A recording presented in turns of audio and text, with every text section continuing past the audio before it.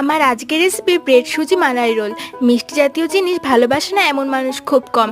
বাড়িতে থাকা জিনিস দিয়ে খুব সহজে বানিয়ে ফেললাম ব্রেড মালাই রোল। প্রথমে মালাই রোলের জন্য পুরটা বানিয়ে নিয়েছি।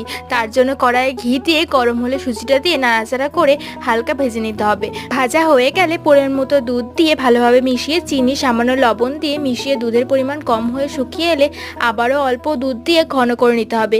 এবার কাজু বাদাম দিয়ে মিশিয়ে নিলেই তৈরি সুজির পুর।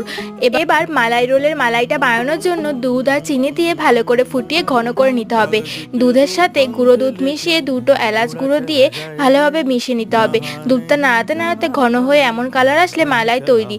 এরপর ব্রেড নিয়ে চারপাশের ব্রাউন অংশটা কেটে বাদ দিয়ে বেলনি দিয়ে দুপাশ ভালো করে বেলে নিয়ে পুর ভরে রোলের মতো শেপ দিয়ে একটা সার্ভিং পাত্রে সাজিয়ে ওপর থেকে মালাই ছড়িয়ে আর একটু ড্রাই ফ্রুটস দিয়ে গার্নিশ করে আধ ঘন্টা মতো রেখে দিলেই তৈরি মালাই রোল। ফ্রিজে রেখে ঠান্ডা ঠান্ডা খেতে ভীষণ ভালো লাগে। এই